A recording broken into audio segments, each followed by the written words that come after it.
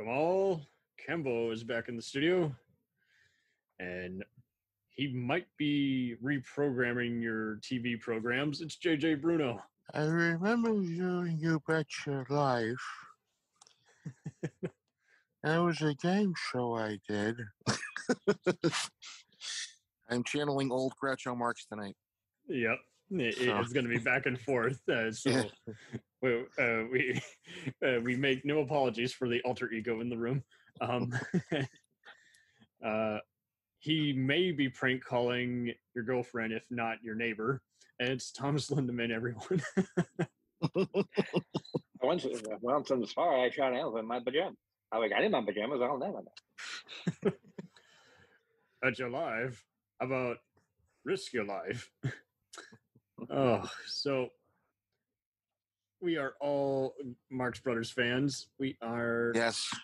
I don't know any comedy guy who hasn't heard of them or at least seen Monkey Business, Horse Feathers, or Duck Soup, or at least Go West, something, but they've always been around in my life. They've always been on TCM, especially they love to show the hell out of A Day at the Races for that particular one for whatever reason. But they've always been a part of just about every other person's life. But to those who are being de-educated in entertainment, we're here to kind of shine a light in this two-parter conclusion and kind of just hopefully illustrate what it is about their wits and how they are ageless. They literally are ageless. I have all throughout my life at different kinds of crowds encountered them, and I've never seen them flop.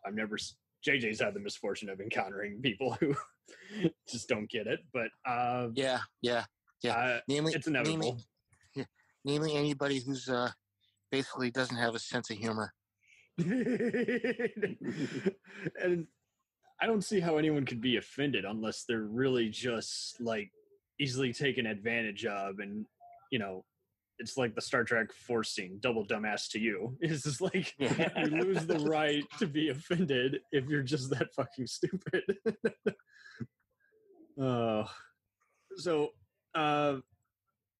Again, as we were warming up, often they get compared to the Three Stooges, but unlike the Stooges, they had feature-length movies, and the Stooges were much like Looney Tunes, where they were just a short film, often shown before a feature, and the programmers realized the popularity and started upping their popularity by having them play in hourly blocks on TV channels in the morning. So it's interesting seeing how the Marx Brothers, like, you can literally introduce them to all kinds of groups, and any humor that goes over anyone's head is still edgy without being, oh, you just can't show this today, or you can't show that to a certain age group. It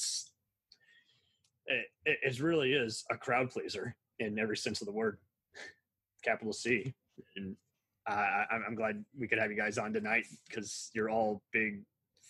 You're basically unofficial film historians at this point, And we know more things than Ben Mankiewicz does. You guys better be on TCM. You should replace the current hosts. Oh well, you're not Robert Osborne, and neither are we, but we're better than you.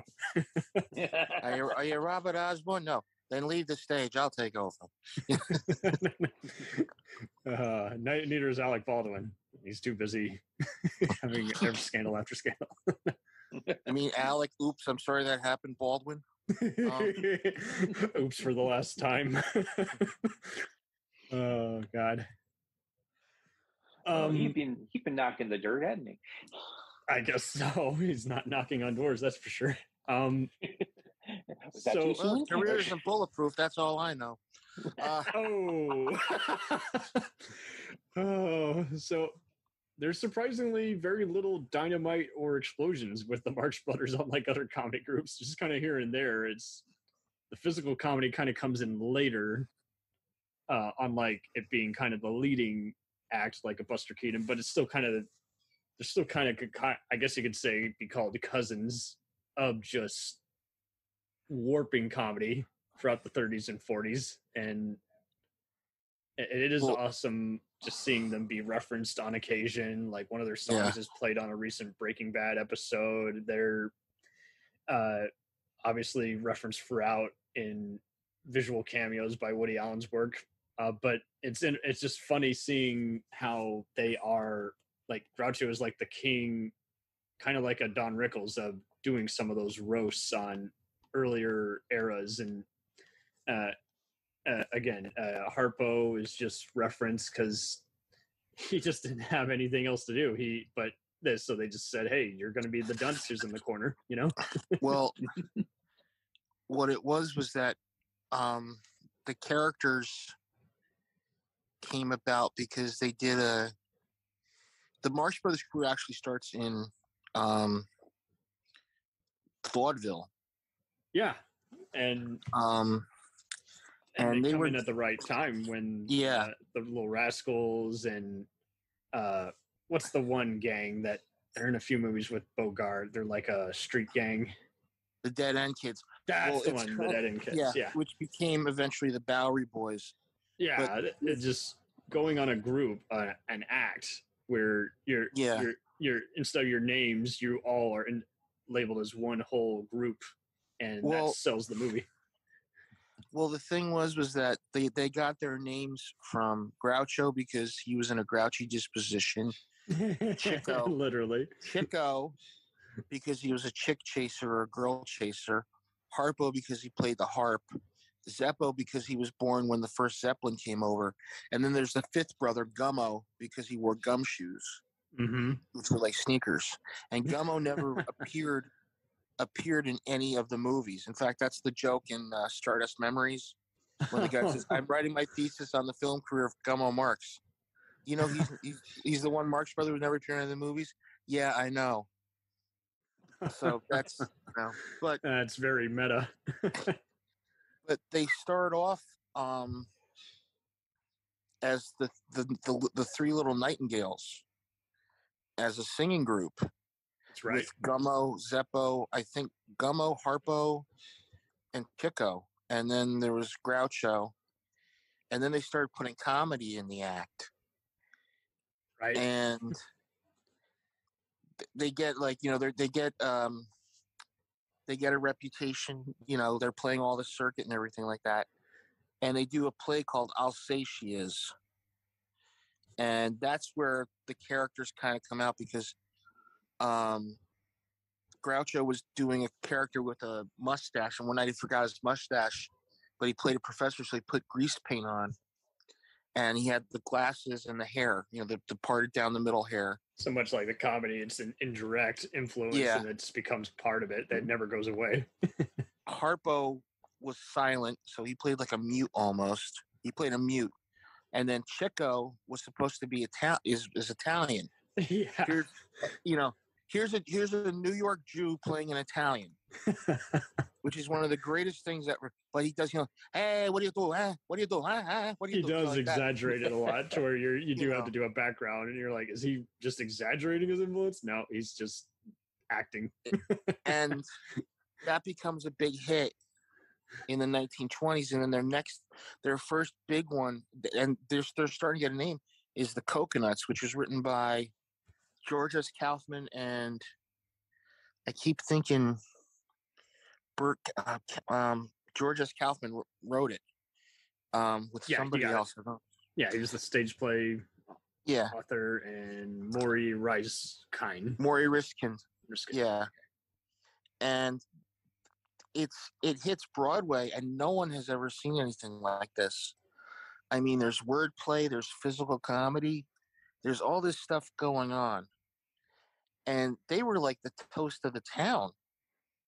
In fact, Harpo was like, they were like embraced by the Algonquin Round Table, which was all the intellectuals in New York City, like Alexander Wolcott and, Dorothy Parker and all them. And they actually had, they would bring them into lunch. And that brings them up to their first movie because they hit at the right time when sound is becoming popular. But a lot of people don't realize they had made a movie before that called Safety Safety Last, which was not the Harold Lloyd picture, but it's a lost film that no one's ever seen. Yeah, it's just out there in the archives, just waiting to be dug up, or probably turn up at a museum randomly, and everyone's gonna be like, "You do realize this is a collector's item?" But that is true. They're coming off again of Laurel and Hardy, and they're just one-upping it basically by you can actually hear them, and they're doing more than just physical gags and slapping each other in the face. They're actually having to come up with a wacky scenario where basically they're the party disruptors wherever they're going. Well, the thing with the coconuts is that you've got Groucho as the hotel manager, Mr. Hammer. You've got Zeppo as his concierge. Yeah. And then you got Chico and Harpo as like two freeloaders who come in and just basically they run around the place like crazy. And remember, there's a bunch of jewel thieves who come into the picture, and they're disrupting their shit. Yeah. There's a jewel robbery, and then there's the land bidding, and there's some things in there you just have to look, and you got to be like, okay, how does this fit into the story? It doesn't fit into the story. It just happens to happen. Yeah, and they were experimenting. There's some great lines in that movie when he's Groucho's reading a telegram to the staff, and he says, "Oh, look at this! Aunt Fanny had an 8-pound baby. You're all invited to the wedding. Oh, who wants to go to the wedding of Aunt Fanny's 8-pound baby boy? Or would you like a suite on the 3rd floor? No, I take a Pollock in the basement. That's great. Ice water in 313. Oh, you want ice water? Well, get some onions. That'll make your ice water."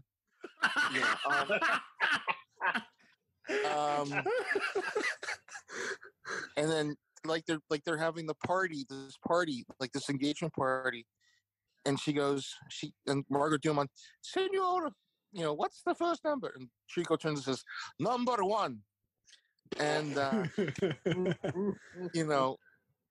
Harp. It's just funny to hear these things because, I was just watching them the other night, and I'm like, I'm literally on the floor hysterical.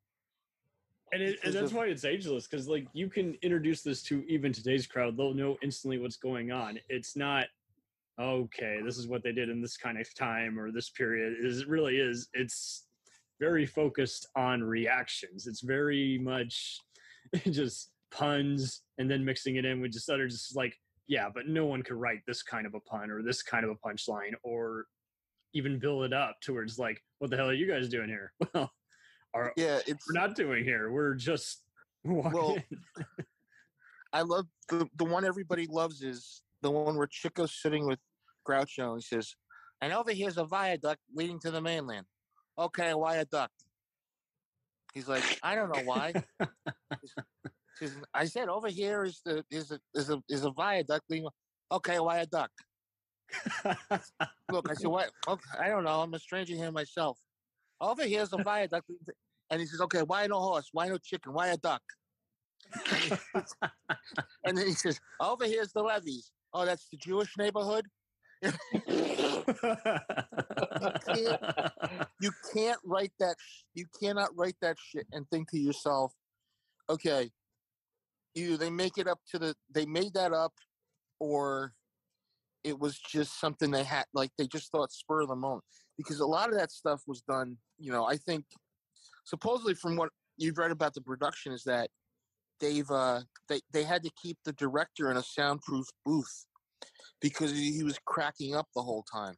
Oh, gotcha. So just and then with Robin Williams on the birdcage, it's just the cameraman is struggling to steady it, and you don't want to carry over the cameraman's laughter. But the Coconuts is the big hit for them. It's it breaks them into. No coconuts were harmed in the making of this movie. Yeah, but it breaks them into. Holy Grail's a whole different story. Yeah, Holy Grail's a whole different story. But you got to realize is that that breaks them into Hollywood. But remember, the first 2 films they made were filmed in Astoria, Queens. They weren't filmed in Hollywood. It is interesting because everyone else was going to the Valley or big part of in between San Francisco and LA and making giant pictures, and they're New York boys. And they were doing animal crackers while they were filming Coconuts. So they had to run back and forth. And that's why I said some nights they said they would do, stuff from Coconuts to Animal Crack, like they would do a scene from Coconuts to in Animal Crackers. They would just say the dialogue and they'd be like, what the hell are we talking about here? And that's really the first movie where Margaret Dumont makes her appearance as Groucho's love interest. And when I say love, I don't mean love. I mean, I just like looking at her. She's this statuesque woman. She was, a real serious actress. And she had worked, she was working with them when they did the Coconuts on Broadway. And there's always the big rumor that she didn't get the jokes. I would imagine because they were so prompt. This was before any, people were taken advantage of just so easily in that day and age, and the profession wasn't respected. So she's just trying to come in and memorize her lines, and yet, I'm sure how could you brace back in that day when your co-stars are all improvising and you're not sure if to laugh with them or if they're laughing at you. And the thing that gets me is like there's some lines in there like she just looks at him like, what did you just say? I did notice that. Sometimes Groucho throws something there and she's like what?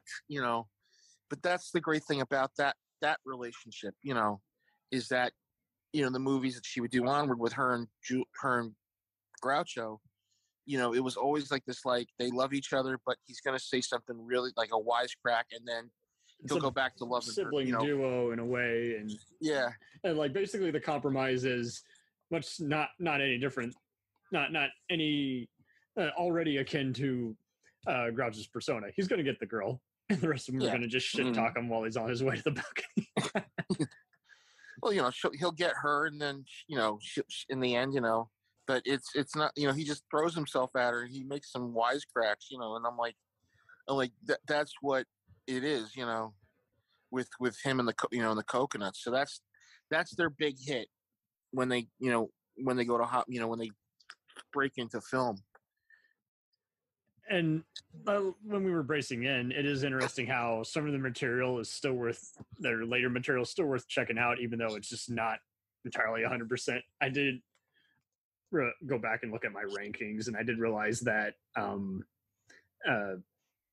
Big Store and At the Circus kind of drag a little in between the skits, but Go West I still think is a lot of fun just to see them again do a Western parody. But the thing with the Paramount movies, when you look at them, and then they do Animal Crackers in 1930, which is another stage play. Oh yeah. And that's the one that sets the bar up for everything else, I think, in my opinion, because they really do complement each other. But without that, in Monkey Business, you're not going to have Duck Soup in Night at the Opera. Well, the thing with the Paramount movies is that Paramount just said, okay, here's a movie, we're going to make it, just run around and do what you want to do. We'll give you the lines, just do what you want to do. So they make those 5 movies for Paramount.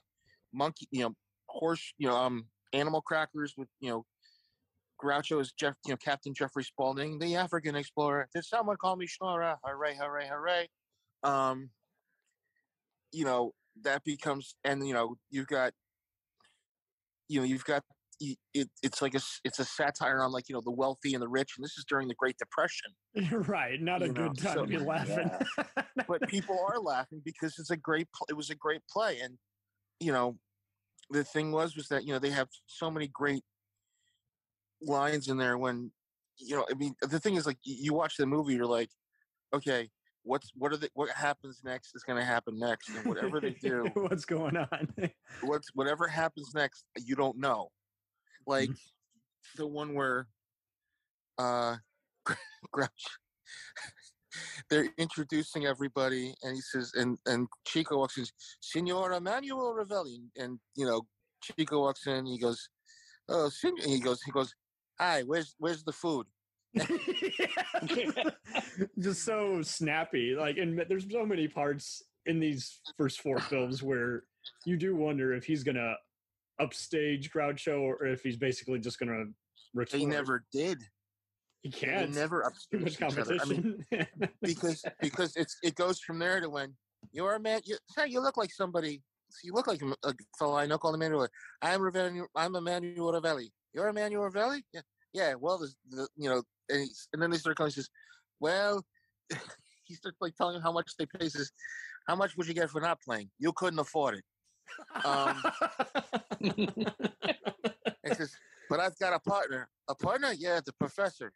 So in walks Harpo, and he's smoking a cigarette, and he's blowing like bubbles with the smoke. He is the master at that, and just the way he does that. And Groucho goes, "You haven't got chocolate, have you?" And all of a sudden he blows like a chocolate covered, like it's a black balloon, but it's supposed to be chocolate. And he says, and then he takes off. He's take and Groucho says when he comes in, the gate swung open and a Fig Newton walked in, and he says, "Take the professor's hat and coat." He says, "And send for the fumigators." But that has the famous, one morning I shot an elephant in my pajamas. How I got my pajamas, I'll never know. And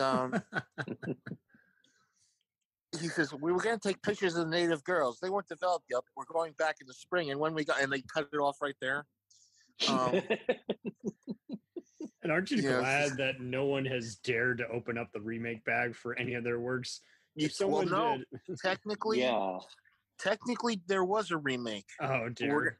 But that was a little bit down. That's something so they do Animal Crackers, right? Mm-hmm. That's a big hit. Then they do Monkey Business. Oh yes, Immortal. Which to me, I think is my favorite Marx Brothers movie. I saw it with a crew of cousins one summer. We were out of videotapes to get used from Half Price Books, and we just wanted something everyone could watch that wasn't going to be too fucking stupid or just overkill or just to where it was going to send our grandparents to bed. And we put that on. I'm kidding you. Several times my grandfather came out just like, "Can you keep it down? What was so fucking funny?" Well, the thing I love about that ship is, they're on a ship, and if you watch the beginning, remember they're all singing. Yeah, that's another good point, because half their movies do have musical inserts, but they're not going all Fred Astaire. They're literally just inserting it into the comedy. When they're singing Sweet Adeline at the beginning, it's the 4 of them, not the 3 of them. How do you know there's 4 of them down there? They were singing Sweet Adeline, and Harpo's the last one that goes, "Sweet Adeline." And then the barrels, then they come up out of the barrels. I mean, that's the one where is so great. There's no like rhyme or reason. They're just on a boat. They have to help a gangster get off the boat. Yeah, and unlike other movies that often, when it's often the Stooges or anyone else, like the gangsters are often making fronts of violence. These gangsters are kind of atypical because basically they're just kind of making a wacky fret, if that makes sense, as opposed to just like getting into like a bunch of fist fights. But they do some interesting wrestling in there, and there's a lot of use of the barrels. That's great. My favorite part is when Groucho's being threatened by the one gangster. "You see this? Oh, that's nice. Did Santa Claus bring that for you for Christmas? I got a fire engine." He says, this is a gat. We had to drown the gat, but we saved you a couple of black kittens. Oh man! And then, and I mean, that's the first move. That's one of the 2 movies they do with Thelma Todd. Good point. I did remember there were some recurring co-stars, but I did not know their names. Thelma Todd only did 2 movies with them, and she did Monkey Business and Horse Feathers. Oh my god! And sweetheart, she died mysteriously, from what we gather. She died in I think a carbon monoxide poisoning or something like that. Oh Jesus! In 1935, yeah. Shitty. But that movie, Monkey Business, it's just they were like, "Here's the script. You're on a boat. you're gonna, help the gangster get back his daughter because the gangster, the other gangster kidnapped his daughter.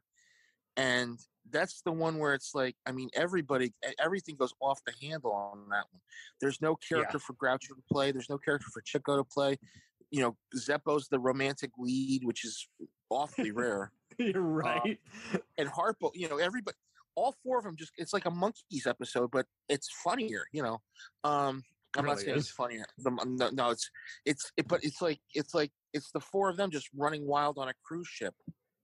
Yeah. And then they get on land, and there's so many things that happen. I'm trying to remember all the lines, and it's like. But in all fairness, if you were to do this today, there would be just so much dead space. And I think the last big hurrah was definitely mid 90s, early 2000s, where you could at least have enough charisma. So then if there was a transition that took too long, it still didn't feel like the movie was longer than it is. And their films just fly like no tomorrow. And like you say, you can be forgiven that the story is loose because the gags connect to it all just so rapid fire. And like you say, the settings are well used as opposed to just there. Yeah. And it's the thing with and then they go to horse feathers. Which, so much fun. Oh, chuckles galore. I think horse feathers. I watched when I watched Tom. When did you get to watch the Marx Brothers? It wasn't until much later in life. I grew up with a couple of older parents, so I got to experience people like W.C. Fields. They wanted you to have something that was less violent than the Stooges. Like, yeah, pretty much, yeah. And to be fair, I got onto the Stooges and loved them. But here's the thing with the Marx Brothers, it really just it sparked something in my mind. Whether you didn't know it was there. Yeah, it's like you're dealing with two different poles. On the one hand, you got the very physical comedy of the Three Stooges, which in and of itself is funny. Then you have the Marx Brothers, which has such clever writing. There are so many parallels I could draw just from the sheer intelligence of the material. Something like the writing on the Thin Man series, or what's his name? Charlie Chan. No, not going that far back. Okay. Not going that far back. Comedy act or mystery act? It was Red Skelton. Not Red Skelton. It was the guy who had a Jack Benny. Oh, yeah. Okay. Because that kind of writing relies so much on knowing the character motivations, adding in timing, and the little element of surprise, like the famous joke, "Your money or your life." Yes. As I'm thinking, and that's the kind of feel I get with the Marx Brothers, and I'm glad I caught onto them much later in life. In young time, I might have just said, I don't get it, or this isn't for me. But as you get older, or I respect it, but it's way too past my. I missed the window by like 10 years. Well, with me and Tom, I was in the same boat as you. I had two older parents, but my father, was a big Laurel and Hardy and Abbott and Costello, and oh, nice. He liked the Stooges a lot, but I remember seeing at my great aunt's house Horse Feathers when I was about 5 or 6 years old. Oh man, that's a great memory now. And like laughing hysterically when Groucho says, "Well, that shows you can't burn the candle at both ends," and then Harpo takes out a candle and it's burning at both ends. And I mean, I was hysterical laughing, including the football scene. Chico does the football calls. Humpty Dumpty sat on a wall for Professor Wagstaff gets the ball. Hike, do a Treya Bende. This time we go left handy. Hike, you know. And really, a lot. Man. Taking a step further, really, a lot of the Marx Brothers humor is not just intelligent, but it's also based upon the unexpected surprise. Right. I learned a little bit of comedy, theory of comedy, from a guy named Darren LaCroix, and he broke it down so well that the humor comes from an element of surprise. And hear that, folks? If your theater professor hasn't heard of any comedy great, then stop taking their class.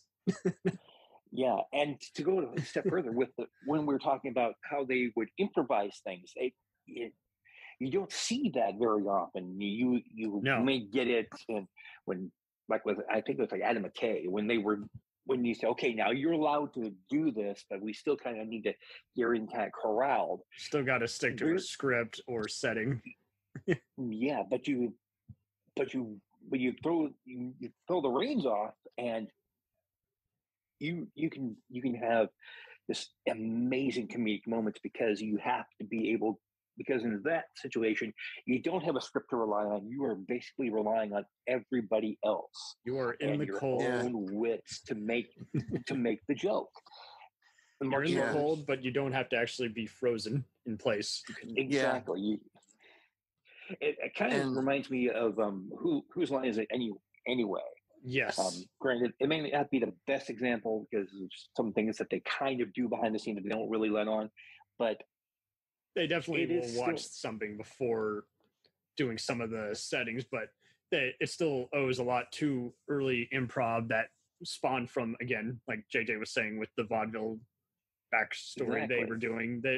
But like you both are very hitting hard on, is this is just showing that, you know, just because you're from vaudeville doesn't mean you're just a rejected circus freak. Just because, you know, you're acting in a movie doesn't mean you have to, and you're named after yourself doesn't mean you have to stick to just playing yourself. You're still taking many comedic risks and blurring the line between scripted comedy and predictable, just kind of formula. And they're not even doing either of those, really. Yeah, and speaking as a rejected circus freak, I can identify with that. I think we all can. We all felt like freaks growing up. It's like, no one understands me. But so you guys kind of also answered my question as like what single frame was kind of burned in your mind growing up. So that is cool that you both got those kind of different introductions. I, at age 12, was very much, you know, I was putting away just the predictable stuff. It's like, I didn't want to do just Disney and cartoons and just, you know, predictable family fare. I did actually kind of want to venture into like the all-time film greats and other kind of cult underground stuff. And I got an old MGM VHS tape of duck soup from a rental store one day, thanks to my mother checking it out. And I just was burned into my mind for ages, just Harpo marching around during the war propaganda theme. And I was hollering like no other. Usually it was just, sometimes I'd force a laugh if it wasn't on funny skit or if it was funny, but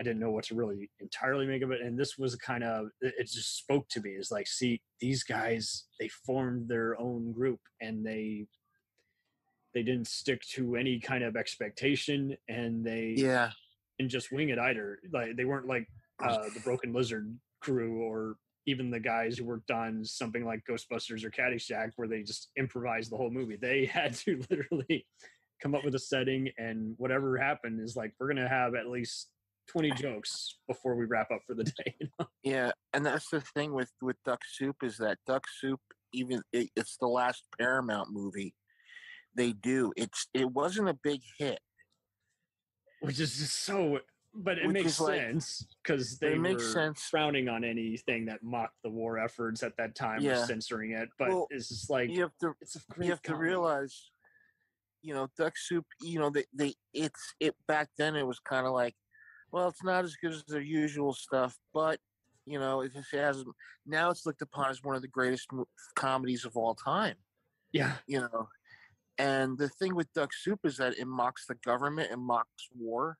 There's a lot of Looney Tune cartoons that even imitate frames of this. I'm not kidding. I recall. Yeah. Oh man, that's a great. There's a lot of stuff in there, and if you watch the movie, there's one scene I lose the line every time whenever Groucho's going to get on the motorcycle and he says, ride like fury to the house of, ride like fury. If you run out of gas, get Ethel. If you run out of Ethel, get Mabel. and like I heard that line and I went, I was watching it and I was like, I had to be 16 years old, and I heard that line and I started laughing. And there was this thing where like me and my best friend, my couple of my best friends, I said, I was like, have you ever seen the Marx Brothers? And he was like, oh yeah. So like I said, but have you ever seen like this, and this? And we were talking about the movies, and we would always talk about the movies and come up with, we would do lines from the movie, from every Marx Brothers movie, the Paramount movies. So Duck Soup ends the Paramount era. And I think, Duck Soup is those Paramount movies to me are the gold standard for them as a comedy. They gotta be. Absolutely. Yeah. Because the minute they go to MGM,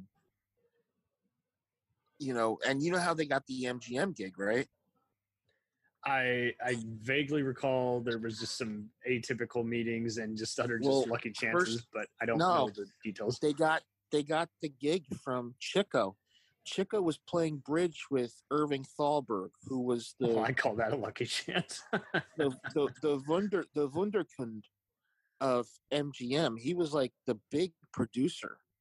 He was married to Norma Shearer. And first off, they'd done the silent movie they did was called Humor Risk, not Safety Last. It's called Humor Risk. Yeah. So what happens is that Chico says, "Look, we're I don't know if we're going to go back to Paramount or not." And Thalberg says to him, "Okay, listen, why don't you come to MGM? Because we can get you better scripts, and we can. I'll make you a star. Yeah, we can work you. We can get you these comedies." And he's like, and so then Zeppo leaves, and they come into the office, and he's like, "Where's Zeppo?" He says, "Without Zeppo, we're twice the acting we were before." But at least you're honest. Thalberg was notorious for being late. So one time, they would wait outside for him, right? So one time, they went to the commissary and got some potatoes, and took the potatoes and started a fire in the fireplace of Thalberg his office, and he found them roasting potatoes. And then the other time, naked, they were sitting there just like in their underwear and stuff, roasting potatoes. And then the other time was that they didn't notice. They took all the furniture in his office and rearranged it. I mean, this is total slapstick.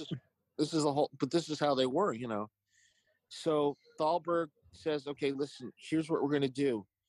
We're going to have the first script you're going to do is called A Night at the Opera." And I don't know who wrote A Night at the Opera. I got to look that up. I'm thinking it's the rock group Queen. Let me just we're too busy rocking them. Trying to think who wrote it. Only up the day of the races. Yeah, that's the great thing about. That's the thing I love about the Queen, was that at least they had the taste of writing two of their best records. Right? Yeah. Let me see who did this. Who wrote this? Who wrote this movie? It was. Who are these people? It was Georges Kaufman and Maury Riskin, the guys who did Coconuts. So they wrote that. They wrote that, and what they did was they basically had Alan Jones, Kitty Carlisle, Margaret Dumont, Walter Wolf King, and Sig Rumman. Sig Rumman always played a German. He talked like this. I don't know why you are doing this. He was in Stalag 17. He played the Schultz character. He never got out of it. You'd know him if you'd seen him. So it was kind of like, okay, they do A Night at the Opera, and it's a big hit. It's a return to form. And but the thing is that they kind of bind them down a little bit. If you've ever seen the movie, They do look a little tired in some places. Well, no, it's not that they're tired. It's just that they have to work within the confines of the script. That's kind of why I thought they were tired. Like they were just interested in it. But they don't play by rules. So when you're telling a rule breaker to play by rules, it's kind of like, well, what the fuck? What are we doing here? Yeah, it's kind of like you're putting them in a box. But that has one of the best scenes, which is the stateroom scene, where everybody gets jammed into Groucho's stateroom. Have you ever seen that scene? I do remember it. It's a great scene because it also he gets to literally just make a comedic speech. Well, it's like they start in, they're like one person comes in, two people come in, he orders like food, the food comes in, and it's all these people jammed in the ones. It's like, is my Aunt Minnie in here? I don't know, but if she is, you'll probably come and find her. It's just, and by the time it's done, there's like 50 people in this one little stateroom, and then Margaret Dumont opens the door and everybody falls out. But that's what makes it such a good scene, is that it's the pacing of that scene, the pacing of everybody coming in, and doing that, But Night at the Opera is the kind of like the return to form, but the formula is this, and this is what I kind of figured out. It's like Marx Brothers meet. They don't know, Chico meets Groucho. Groucho meets Chico. Chico meets Harpo. Groucho is working as a promoter for the opera.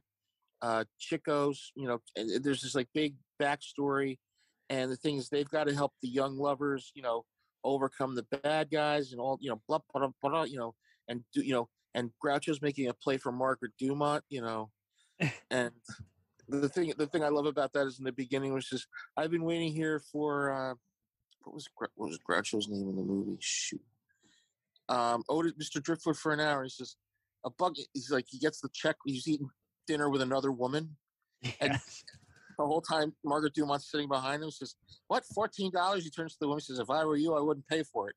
Then he starts sitting in with Margaret Dumont.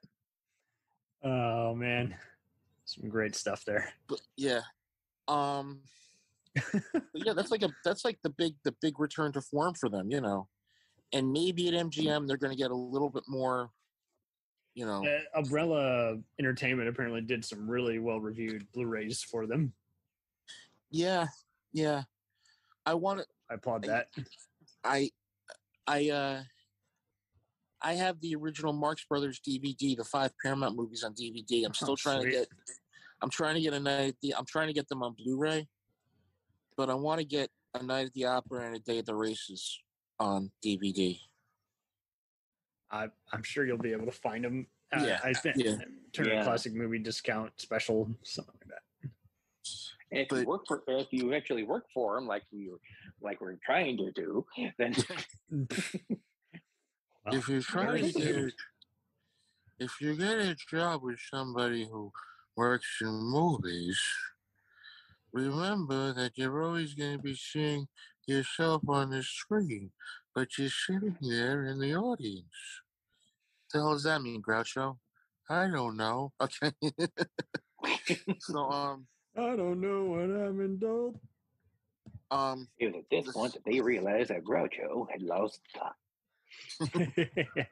He's lost it. The second movie they do for MGM is A Day at the Races. Correct. What do you guys think of that movie? I do like it. Some of the, I think they're like hurting the horses in one scene that kind of goes on a little too long for its own good, but I think it's overall well paced. I don't know if I'd say it's as good as Night at the Opera, and obviously not as good as their first 4 movies, but it's got a place in there. Yeah, I wholeheartedly. Let me hear your text. No, I wholeheartedly agree. It doesn't acquire taste, I will admit, but especially if you were familiar with the earlier stuff, it's like, I'm going to use a semi bad analogy, but it's like we're all for it. you see a band that you grew up with, and then they replace a member or two, and they still sound good, but they don't sound like the original. They don't. The new members don't feel like they have earned their keep yet, and it's nothing personal. It's just the feeling isn't there, and I wouldn't be surprised if they got dumped there, and they're like, "Well, what the hell? What are we doing at a horse race?" We'll return after these messages. Do you ever find yourself thinking about who would win in a fight between Goku and Superman?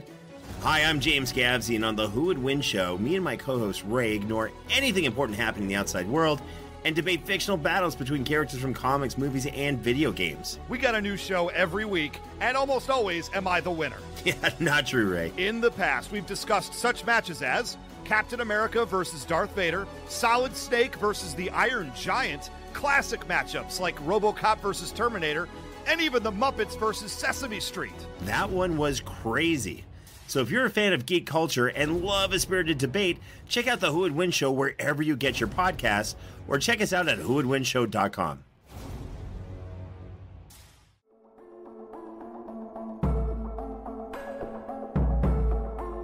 We let things pile up in the DVR, we add them to our queues, we wait for the DVDs and Blu-rays.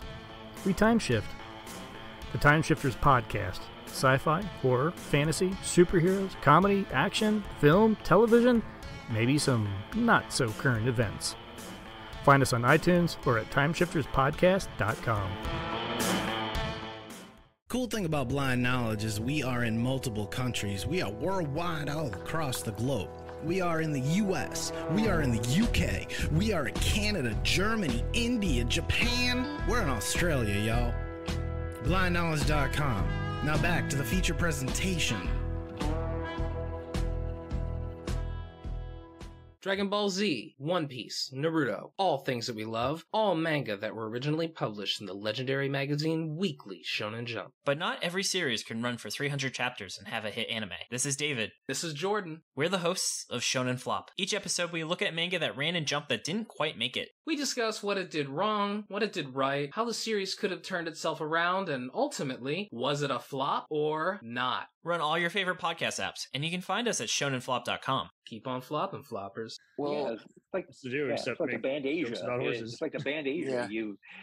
You have that core group of four people who just mesh so well together, and then when you start taking different pieces out, adding different pieces back in, and throwing it,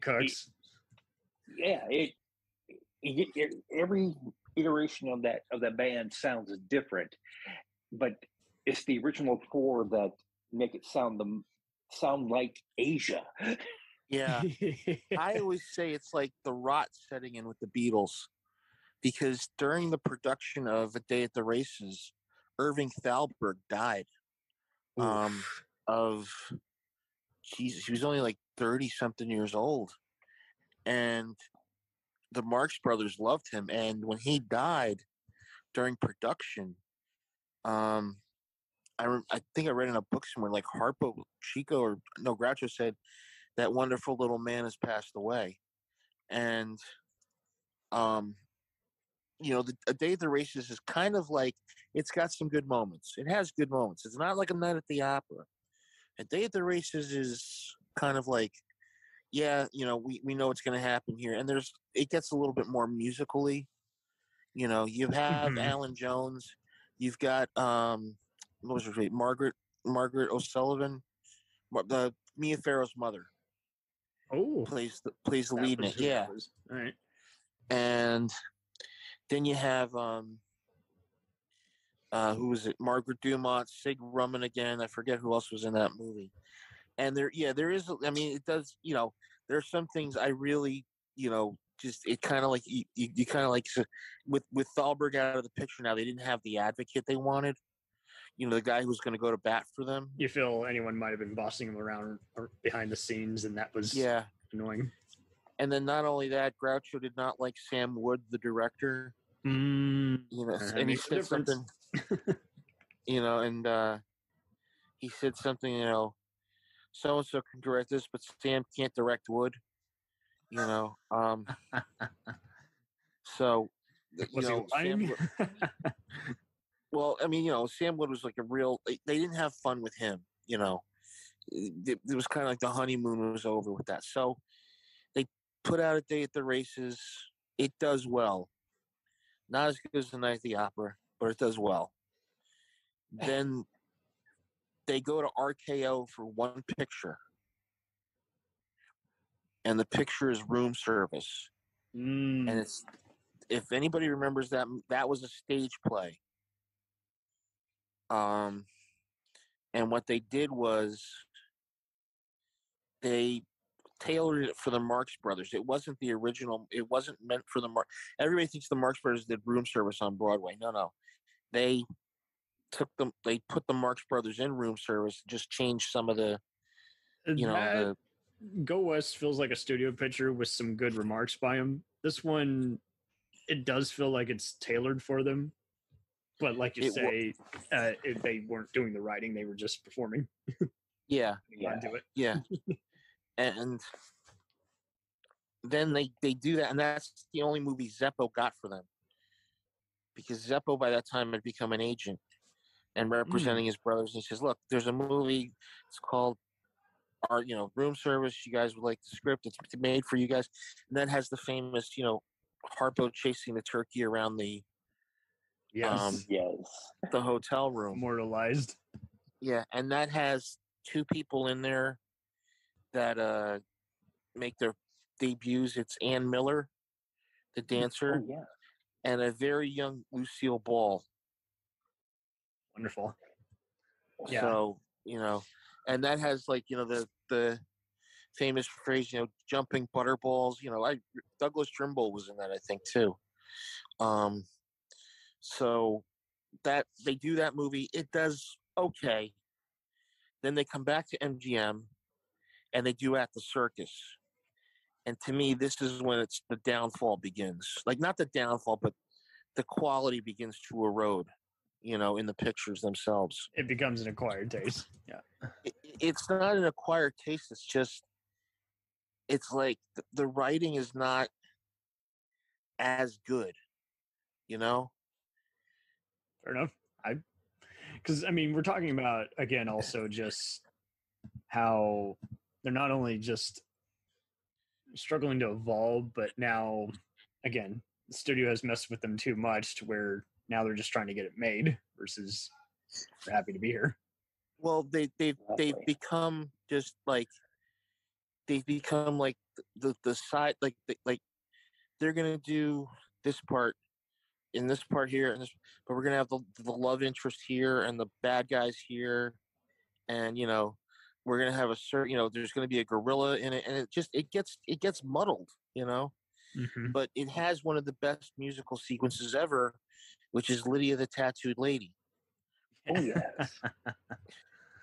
Oh Lydia, have you seen Lydia? Lydia the Tattooed Lady. She could oh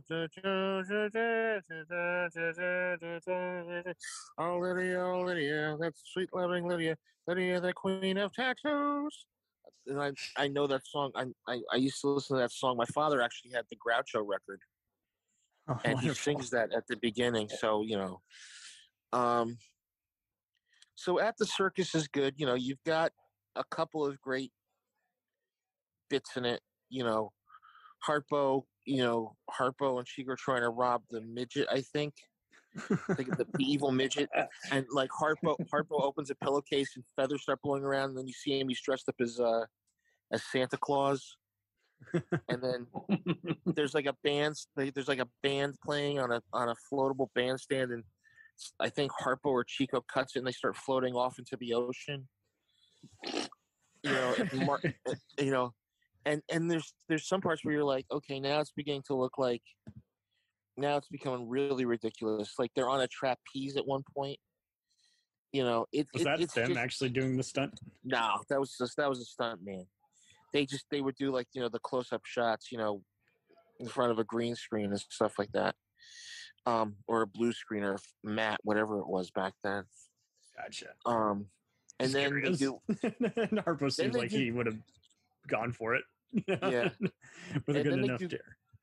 Then they do Go West, Yes. and that I have watched once or twice, and it's flat. Fair enough. I It seems found flat. a few amusing but Yeah, I mean, there's a couple of amusing bits in it, but it just seems flat to me. It's like, they're saying their lines on time, but the charisma is kind of just fading away because, again, like Yeah. you said, it's a studio picture. It's not their brand. I remember Groucho. I've read things that Groucho wrote to his son. It says, there's something about this picture I like. Getting up at 5 a.m., dyeing my hair, wearing a toupee. I mean, he's just they're getting fed up with it. Can you blame them? And well, and then they do the big store, which is their big farewell in 1941, and I think that was like, okay, there are some parts in it that are funny, but it kind of like it's kind of like, somebody said this best. They said and one thing we forgot to mention, Buster Keaton wrote some of the gags on Go West. Really? Was he attached to it earlier in development? He was uncredited at that time. Were they best friends with him? They knew each other. Interesting. But the thing with Keaton was that he'd done a gag where the guy chops down the train for fuel in one of his silence, and he said, "All right, we're gonna do this gag," and that he put that gag in, so they were kind of like, okay, we have him as a gag writer, and that's when Keaton was really at a low point, and they were starting to get into that low point too, So, do you feel it would have worked better as a Keaton movie, even though it was past his prime? I think if Keaton had done something like that back then, would have been a cool last hurrah. It would have been a cool last hurrah, but him, because it is like certain comedians or actors doing movies clearly meant for each other. Like you see with horror movie stars today, half the time it's like this might have worked better in the 80s or 90s, and you see it even with today's action stars where they're a little bland, and it would have just been better as a Charles Bronson or Clint Eastwood movie, probably. Yeah, and the thing with this is that the quality of the writing goes down. The director is Irving Belzer. It's very robotic directing. It's very robotic directing that were static or that cut away a little too soon. And I can't even see half of what Harpo and Chico are doing in the background sometimes, and I'm like, well, that's how much they cared. It's like the big store. The big store was the same way. You wanted to see what was going on, and there's some. You're like, lots okay, of dead space. Lots of dead space, and there's a lot. And the leads they have in it are annoying. The romantic leads. Forgot about that. Oh my god! I definitely won't come back to that one just because. Somebody said, I think it was Peter Bogdanovich, because I just watched something with Buster Keaton on Turner Classic Movies. He said everyone who went to MGM, their careers went downhill. He said the Marx Brothers, downhill. They were Laurel milking and Hardy, them. Yeah. Downhill. Who was it also? Charlie Chaplin? No, Chaplin didn't do MGM. MGM, no. Buster Keaton, downhill. Their biggest property, and you got to realize who was also at that studio at the time. I think the Ritz Brothers too. The Ritz Brothers, the Ritz Brothers, who are the knockoffs of the Marx Brothers. Yeah, just a great value version of Marx Brothers. Yeah. Wow. There's a callback. Well, but they do the big store, and that's their last hurrah. They kind of like they're kind of like, okay, that's it, we're done. And I know that Groucho, like, I think they kind of just like disappeared into the woodwork for a little while. And then I can't blame them. I mean, Victor Love, some guy, I forgot who the producer was, said, "Why don't you guys get back together and do one more movie, and we'll get you. We're gonna do it like you guys did it in the old days, you know, where it's gonna be a story, but there's gonna be more comedy than there is, you know." And they do a night in Casablanca, which is great because the backstory is there's supposedly a rumor Jack Warner sent a letter to the studio saying, "I'm going to sue you for using the term Casablanca," and then Groucho sent him a letter back saying, "Well, you know, we were brothers before you we were brothers long before you were." Oh. And you know, Warner was like, "All right, go ahead and use it." And The Night in Casablanca is good. I think is their official last movie. Would you rank it up there with the first 4 movies? I rank it in there, like because obviously, like you say, we can watch these other ones, but they're one-time watches. They're complimentary or just, you know, side hustles. They're not top 10. I say this: the Paramount movies are good. A Night at the Opera is like 6th, and then I put A Night in Casablanca below A Night at the Opera. Okay. Because to me, and you can disagree with me if you want, I think it's a return to form for them. I think it's great to see Harpo, you know, it could have been one of the MGM movies that they could have done, and it wouldn't have mattered if it was MGM, because I think it would have been. But the thing with this is that they don't have Margaret Dumont in it, but they have this other woman in it, and Groucho comes up with some great one-liners, like she goes, "I'm so and so. I'm Beatrice Reiner.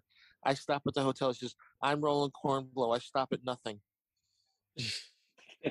And then she's walking away, and her hips are going back and forth, and he turns to the camera and says, "That reminds me, I've got to get my watch fixed." And that was supposedly the movie where Harpo was going to say murder. Oh God! And he said, "No, we're not doing that. We're not going to do that." But imagine how they got ahead with it. Oh yeah, but the Harpo, good thing is that they murder. No, Harpo was going to say murder out I know, loud. but wouldn't it be funny if he had been dubbed a murder? Yeah, murdered comedy. You know, it would have just, it would have been like, okay, like I can understand Marcel Marceau saying no in silent movie. That's the big joke. That's the ha-ha joke. But right. Don't explain a joke to everyone. But they do. It's a good movie to watch. I think there's a lot of great one-liners in it. I think there's one line I love where they're in a plane, and I think Groucho, I think the pilot is piloting and says, "Well, we're up in the air," and Groucho says, "What a stupid line that was." It's very.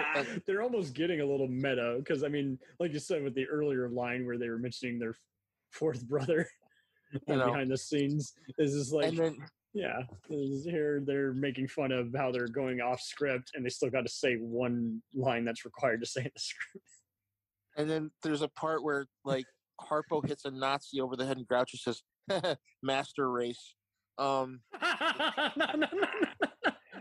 Wow, that is meta.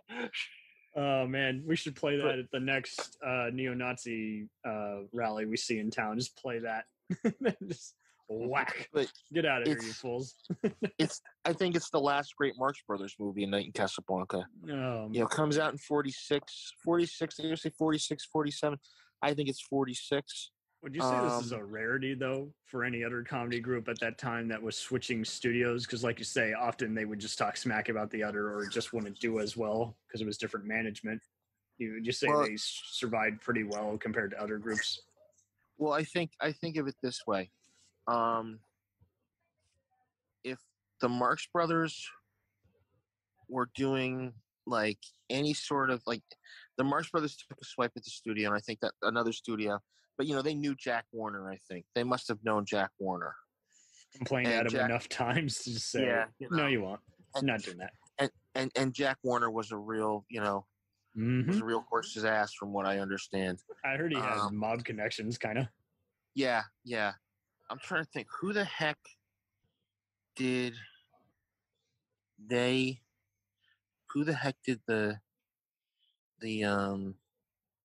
directing? Archie Mayo directed it. I know that. And it was written by, I'm trying to think who wrote it. It was written by Joseph Fields and Roland Kibbe. So I know those two names. So they knew the humor they wanted on that. They knew what they were going to do. And they had Burt Calamar and Harry Ruby doing the soundtrack, the guys who had done some of their stuff before that. Like A Night at the Opera, Coconut. So it really was a reunion to some extent. It wasn't just them. Yeah.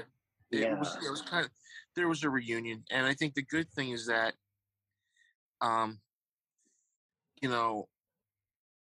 it's kind of like their last, it's like the last great album by the Beatles. It's like Abbey Road, Yeah. Where they're like, okay, that's a good point. Let's just put this out there and let's just take it from where we need to go, and let's see how it does. And it did pretty well, from what I understand. I don't know what the box office was on it, but it did. People were saying, it's a good review. It got some good, and it brought them back to where it brought them back. They said, okay, this is it. We're done here. We're going to stop here. We've gone out on a high note, at least. Yeah. And the great thing is, you've got Chico being Chico, Groucho being Groucho, and Harpo, for the first time, doesn't wear a wig. That's his real hair. I didn't think about that. Blonde and had it curled. Yeah. And on a side note, on the film poster, you can actually see Harpo is not wearing any shoes. Yeah, he's not. No, not. That's the Abbey Road reference, kids. And of Going course, meta there, kids. Anyone who has kids. And if you play the movie backwards, Zeppo wasn't that good. Zeppo wasn't that good. Zeppo wasn't that good. You go back a little more, it says, Gummo's terrible. Gummo's terrible. Gummo's terrible. But then 1950 rolls around, and Harpo gets in his head he wants to be like Charlie Chaplin. So he goes and he says, I want to make a movie, and it's going to be called, I'm looking at this right up at Wikipedia right now, so just bear with me. It's the word. No, I know. I'm just kidding. But it was made by United Artists, 1949. Directed by David Miller, screenplay by Frank Tashlin, who you may remember, who did a lot of the Warner Brothers stuff. Okay. And Mark Benoff. I've definitely seen the Catsman on a few TV movies.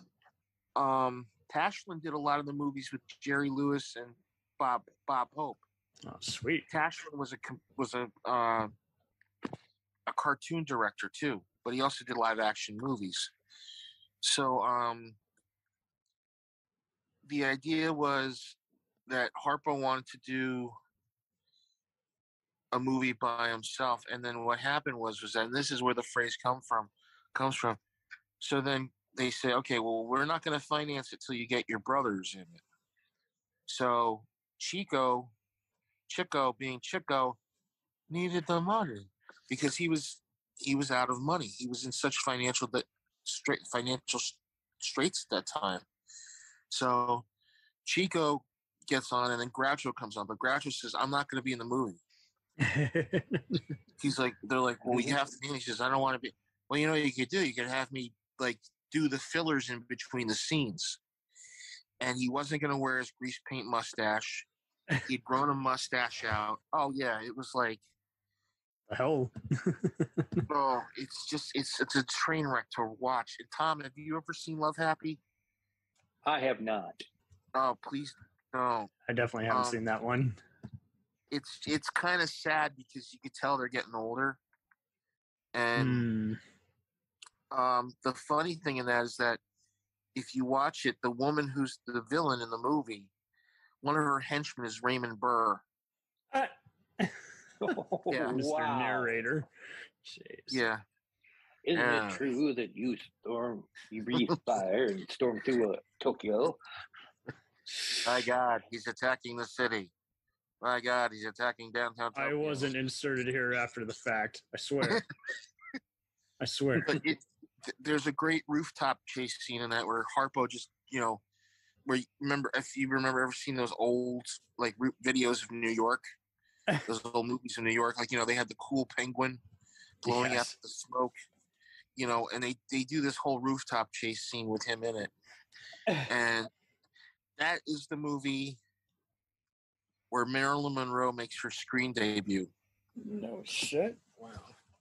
She comes into Groucho's office and she says, "Mr. Grunion, I need your help.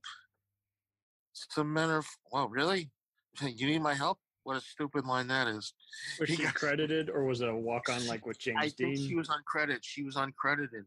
Wow. And she said, "Some men are following me." He looks at the camera and he says, "Gee, I don't know why." And then he's running after her, and there's a bad guy in there, and he goes up to Groucho with a knife, says, "That's the history of my love life." So, but it's just it ended on such a it's a popcorn fart, Jeez. I mean, sorry, it's a frustrating watch. It is. I watched. Did they ever have a official like mailing club in like when VHS and DVD were taking off, where they remastered a bunch of their material? No, they never did really. That's what's so weird is like Paramount would do it here and there, but they got an official remaster of the Animal Crackers, in this like about a year or so ago, because there were some parts that were cut out. Really? Yeah. There's one part was botched by the studio. No, it was censored. Oh. It was censored because back in those days there were certain things that, like in the Animal Crackers, where Margaret Dumont says, "He's the only white man who's ever covered an acre. I think I'm gonna make her," which means I'm gonna screw her. It violates the Hays Code and everything. Oh God, yeah. But they remastered it, and I think they did Clean Up a Night at the Opera and A Day at the Races, and Room Service, and I think they did the other. But there's if they ever, you can remaster those movies all you want and put them in 4.1 digital sound and whatnot. You're still gonna laugh your ass off. Yeah. Totally. But the thing, and Tom, you remember? Did you have American Movie Classics when you were growing up? I'm trying to remember. I don't think so. I was in the early censored. I got cable. I got cable in the early '80s, and I don't remember it off the top of my head. All right, American Movie Classics, before they became American Movie Classics, were just going to be the home of The Walking Dead. AMC. Okay, nice. Yeah. When it was Bob Dorian and who was it? Nick Clooney. Those are two names that no one remembers. Christ, I don't remember when that came on. 1987.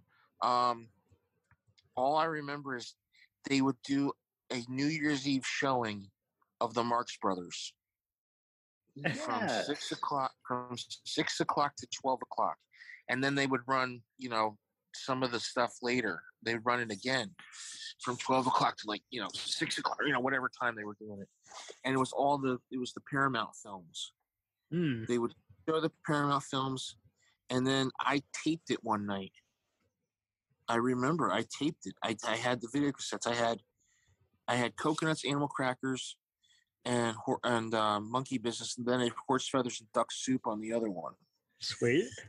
So I had those, and those were like the original that's when they had like the prints. They couldn't, they got the prints and they weren't really, they weren't as good as they are now, So, that was good. And then to get back on after Love Happy happened, they kind of had an unofficial reunion. Irving Allen did a movie called The Story of Mankind. Yes. And it's probably one of the worst movies ever made. It's all these, so Groucho surprised. Yeah. Groucho shows up as Peter Minuit, selling the Indians, buying the land from the Indians in Manhattan. Mm-hmm. Chico is a monk helping Christopher Columbus. Hey, you gotta sail around the world. That Queen Isabella, she like you. And then Harpo is Sir Isaac Newton.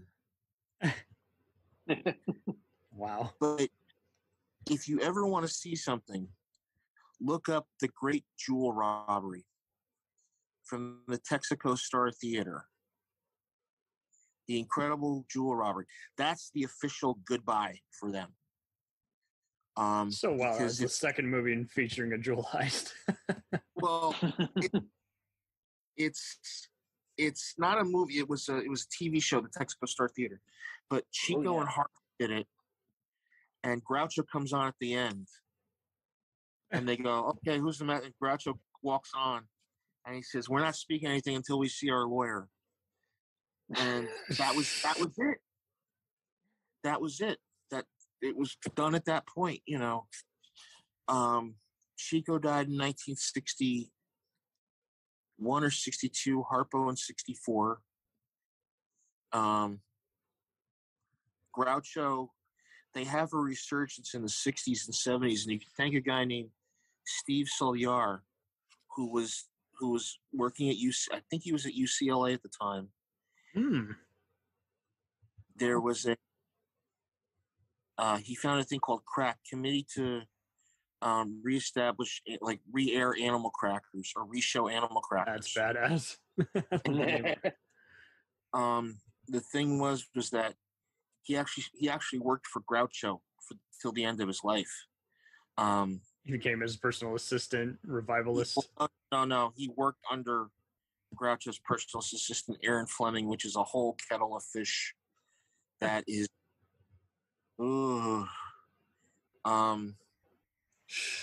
yeah. If you ever read about Aaron Fleming and the relationship she had with Groucho, it wasn't that good. It was kind of like, he was towards the end. I mean, he was going on talk shows like Carson and all that, but towards the end of his life, he was kind of like, she was kind of like, you have to go out and do this. And Groucho was like, I just want to stay home and watch television. Do you feel like they took advantage of him? No, he has a book called Raised Eyebrows. Which I love that name.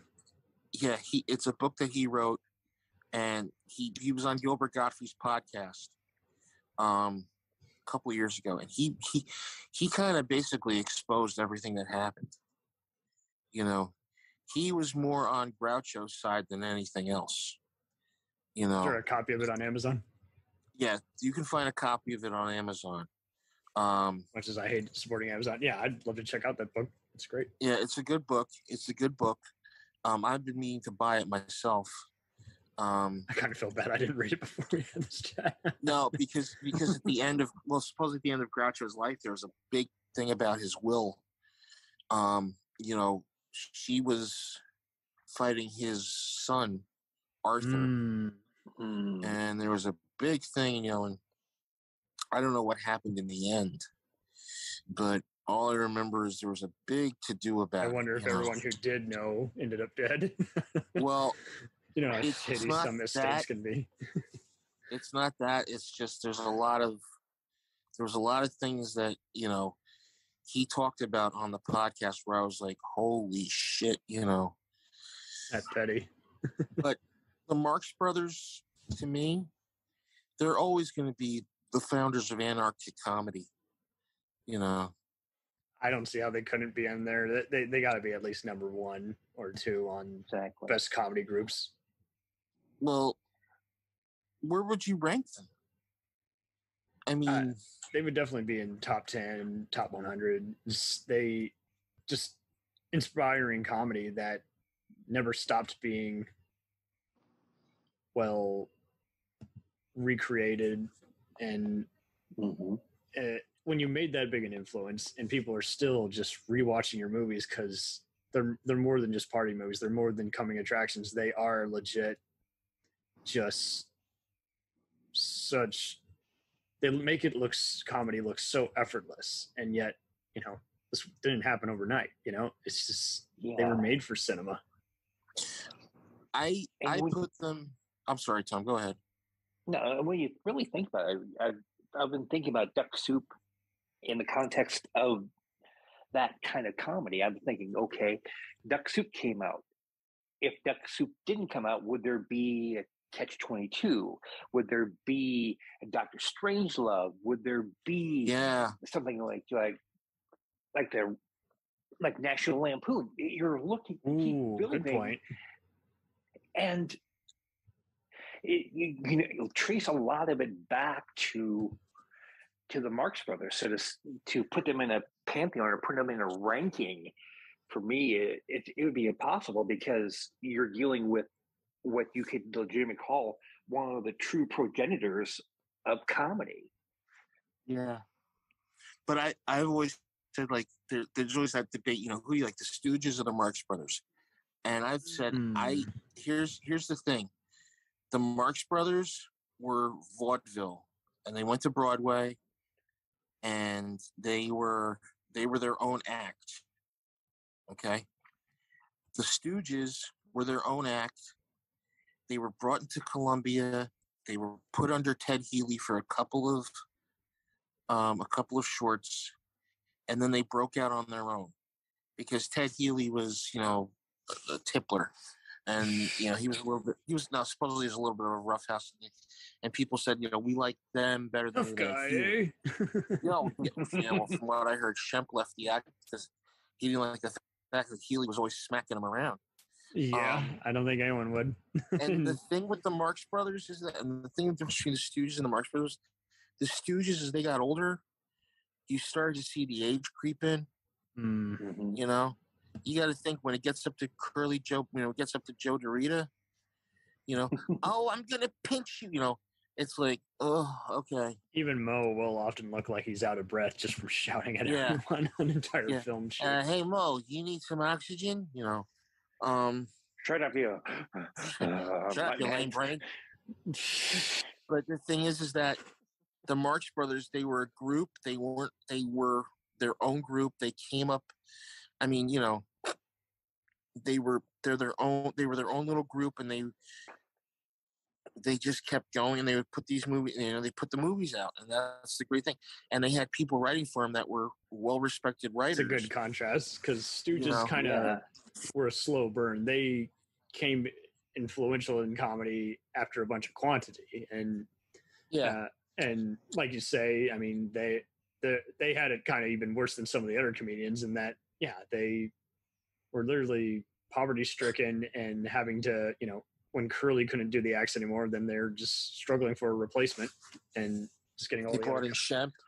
Yeah, Shemp and Curly Joe. Joe DeRita, and then they brought in Joe Besser, and Joe Besser was like, they originally wanted, the story goes, they wanted Joe Besser, but he was under contract to Minsky's, and they brought in Joe DeRita, and Joe DeRita did not like the physical humor.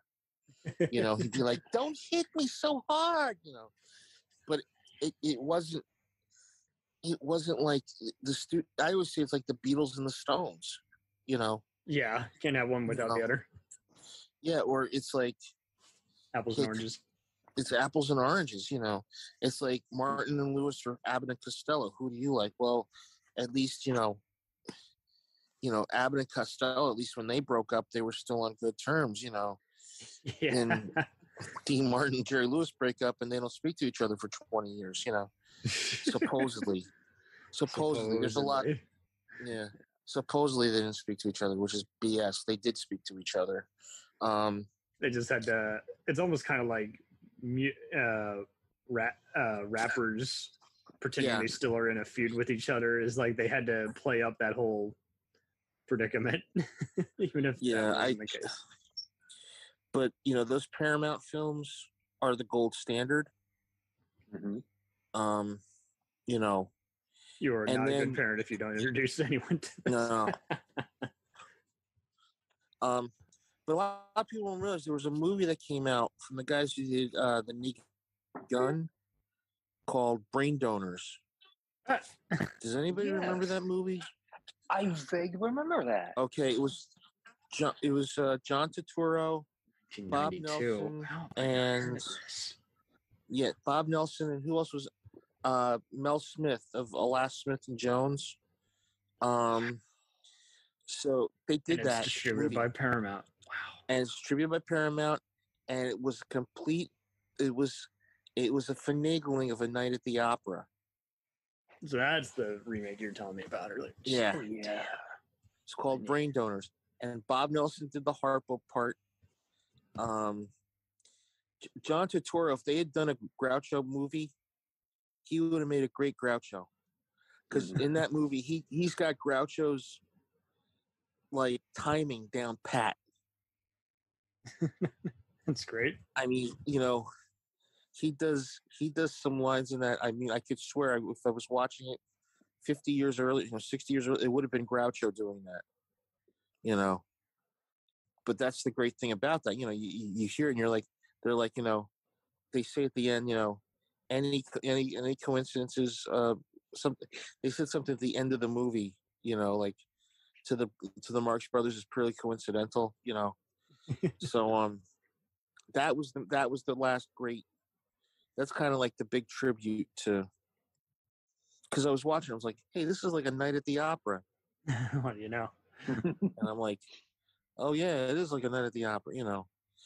I had some friends who watched and they were like, oh, it's not that good. I said, I think there's funny. I think there's some great lines when he says, two's a party, but three's an adult movie. Yeah. That's actually even funnier because that is a little meta. It's like code free means so. And Nancy Marchand plays the Margaret Dumont character. Oh, now I gotta definitely check it out. And Nancy Marchand did Margaret Dumont to a T. I'd rather she do it to an A.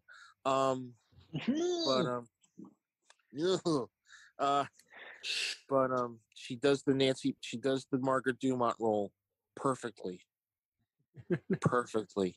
And that's what it's a good movie to watch, It's a modern day tribute to the Marx Brothers, But I don't think you can ever see another team like the Marx Brothers ever again, No.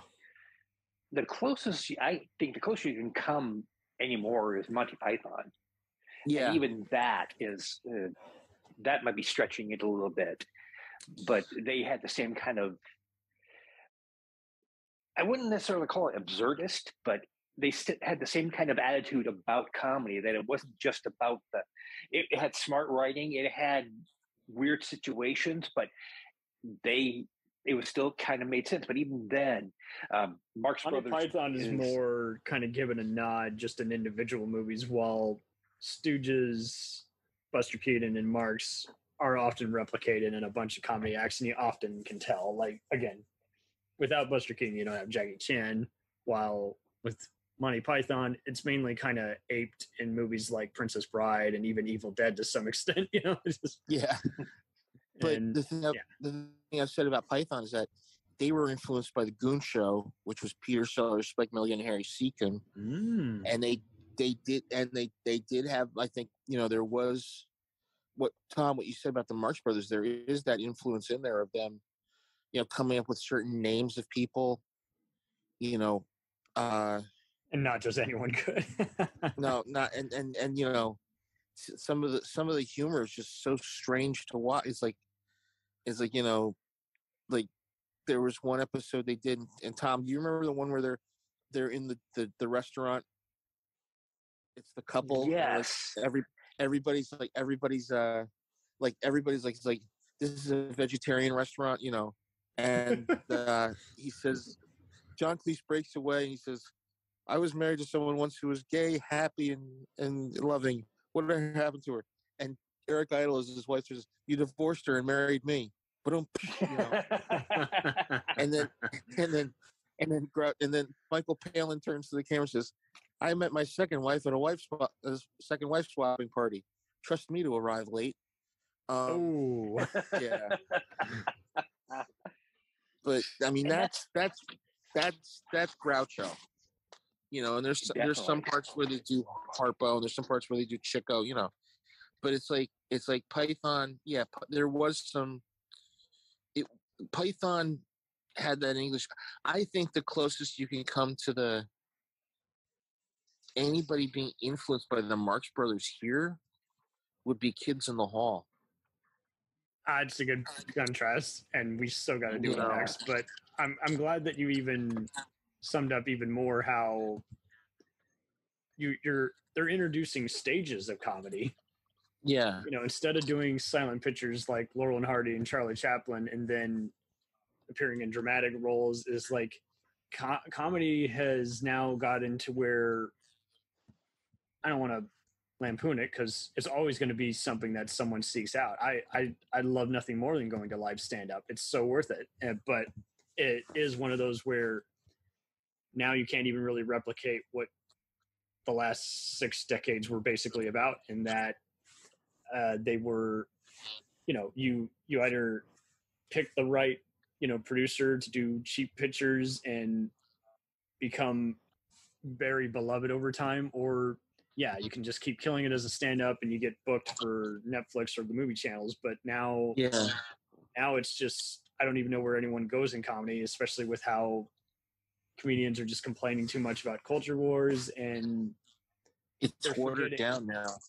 It's watered down, and then at the same time, like everyone, the minute you're a hit on YouTube, then everyone wants to put you in movies, and it's like, well, those guys are funny, but they're not really actors, or vice versa. They can do comedic acting, but they're not meant for stand-up or a sitcom. Here's the thing. Go ahead. I'm sorry, Tom. Here's the thing. Go ahead. Are you guys pulling a March? Eeny, meeny, miny, mo. Tom goes. Tom goes. All right, I was going to say AJ goes. Who's on first? With every third base. But I was going to say that for every comedian out there, you might come across a Jerry Seinfeld, but then you might also wind up with a Dane Cook. So you'll have Mr. Cook, your fingerprints were all over that joke that you stole from. I didn't steal from. Yes, you did. Did I tell you I saw Dane Cook the other night? Should you? Yeah, he was outside the restaurant I was at parking cars. Oh, yes, he did. Oh, Jesus. What a nightmare that had to be. Oddly enough, he stole that job from Carlos Mencia. Yeah. Oh, yeah. What hack stole from the other? Oh, Jesus. Hughley Hackenbush. Okay. Hackenbush.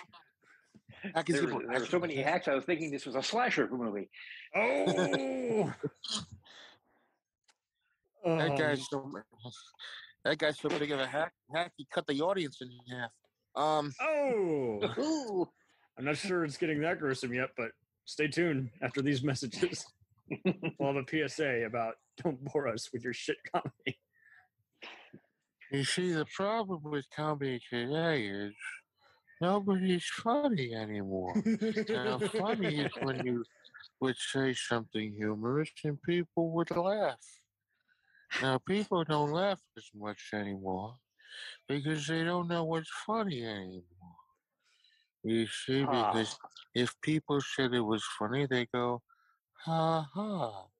But if it's not funny, they just stand there quiet. I'm former Vice President Al Gore. Now, I like comedy. In fact, some people say I'm the funniest man they've ever known. Yeah, and then I told them you should talk to Dan Quayle. Who are you imitating again? No. Al Gore getting a blowjob. Feel your pain. I feel your pain. I tell you that joke about the blonde, me, the brunette, and the cigar. Oh, that's a cracker. Super cereal. I'm totally cereal. I just gotta say this. Like, the thing is that Tom, I gotta agree. Like, comedy now is watered down, and it's so politically correct. You know, the Marx Brothers were like saying shit that I'd be like, now they'd be, if they were doing that today, they'd be like called out on it. You know, it's also like, hard to just kind of, I mean, with the recent incidents we've had with Dave Chappelle and even Ricky Gervais, you know, trying to do a joke on his censoring humor. And it seems like everyone's just got to be reminded. It's like, okay, you know, if you find them to be a dick, just don't see their movies. If, you know, eventually someone is going to go too far in comedy, and that's where you just take a few years off and then come back when you got better material to write and perform. But it's a weird Louis predicament. C.K. Maybe. No, I don't want to see Louis C.K. I don't even want to be in front of Louis C.K. And Oh, if I'm in front of him, don't be in front of him when he's masturbating. and if I'm in front of Louis C.K., I'm going to wear a helmet. God knows what's going to hit me in the back of the head. And to take it a step further, right, it's not only comedy has not only just gotten watered down, but in some areas it's actually being redefined. That it doesn't even have to have jokes anymore. It just has to be. Yeah, there is definitely too many who are storytelling, but without any purpose. They basically were told, for whatever reason, I just find your persona magnetic, so I'm just going to let you talk. And there's even been some comedy specials. There was one, it was like Women of Comedy. It had Fran Drescher, and then they got to the third series, and they had some TV actresses that were in there. I was like, but they're not comedians. Why are they here? Do you know who I think the funniest female is? And I've got to say this right now while we're Maria Bamford. Yes, I think she's hilarious. I think I've seen her stuff. I saw her on Comedy Central, I think when she was first starting out, and I remember just laughing hysterically because here she's this little mousy little woman, and she does these voices, and I'm like, she is a funny gal. Who the hell is really in there? You know. I'm afraid to find out. But the thing that gets me is like the Marx Brothers were the creators of anarchic comedy. You could see it in Caddyshack. You can see it in, you know, even in is it Porky's? You know, because there's that was some kind of bred out of National Lampoon, which that definitely was bred from. but you got to think National Lampoon had its roots in the Marx Brothers. You know, the roots, you know, where, you know, if you stretch back comedy here in America, it goes back to the Marx Brothers, and you know, to some. They are the godfathers of comedy. They are. Yeah. But everyone wants to measure up to them, and it's not to, like you say, like these other comedians who are either out of material and want to still, like, everyone does really want to pay tribute to them, just like anyone would want to pay tribute to someone like maybe Carl Reiner, Sid Caesar, or even Don Rickles. Is like their voice speaks louder than even they intended, because that's just how well done it was rehearsed and performed. Yeah, and you got to think also too, the Marx Brothers. You know, when people like Sid Caesar and Carl Reiner, they looked up to them. You know. Yeah. They thought they were hilarious. Even early Mary Tyler Moore skits, totally. Oh, yeah. There's a certain thing where, you know, if you watch the Mary Tyler Moore show and, you know, Ted Baxter comes in the blowhard and Murray or Ed takes him down a peg, that's Groucho Marx. You know, if you have a character that's so stupid they don't know what's going on, but yet somebody's trying to explain to them over and over again, that's Chico and Groucho. If you got somebody who doesn't say anything, you know, like a silent, like, you know, like Ernie Kovacs or something like that, that's Harpo Marx right there. You know, it's that influence, you know, it's that ideal. Any just group of misfits that bands together over some outrageous adventure. There's some subtle nod, even if a not direct Monkeys. The Monkeys. I could maybe describe a few Coen Brothers movies that are basically stupid versions of the Marx. You know, but the Monkeys were really into the Marx Brothers. In fact, John Lennon told Mike Nesmith, he says, "You guys are like the Marx Brothers," and then the Beatles did A Hard Day's Night. That's like the Marx Brothers too. You're a variety act. You know, you got to realize Hard Day's Night and Help. Well, Hard Day's Night especially. That's a lot of, Marx Brothers influence stuff.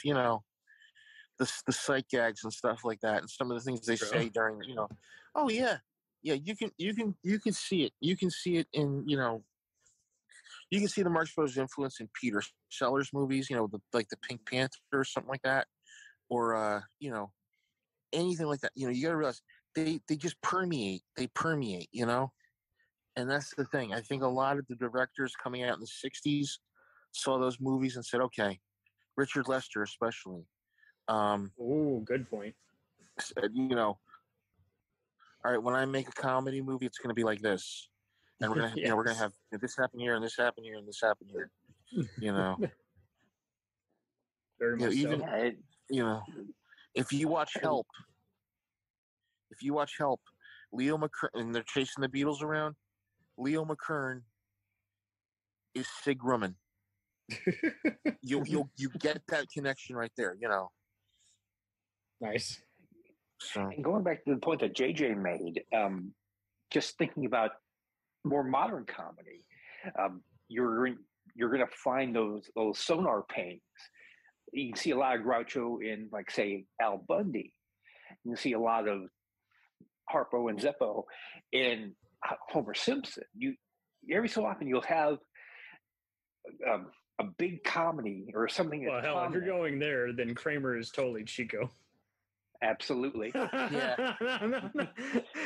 I wouldn't say Zeppo is Homer Simpson. I'd say Homer Simpson is like, no, I think the one is Maggie Simpson is like Harpo. If you ever see some of the stuff Maggie does, that's Harpo Marx. Right. And no matter what, you're going to find those opportunities, those pings, as it were. I want to say, I read or heard an interview with, I think it was Robin Williams, who said he was definitely influenced by the Marx Brothers. And I don't see kind of see that, because that's a good standby. Because, like, Robin is often like one of the pioneers of actors who could do drama, who could do different kinds of comedy. He could be light, he could be crude, he could be slapstick and sitcom based, but he definitely has that blending in with whatever the formula is. He's gonna be the best thing in the damn picture, much like Groucho and company. He plays well with whoever's with him, and you need that. You need collaborators who can illustrate something, and at the end of the day, they get their 2 cents, and everyone's happy. Yeah.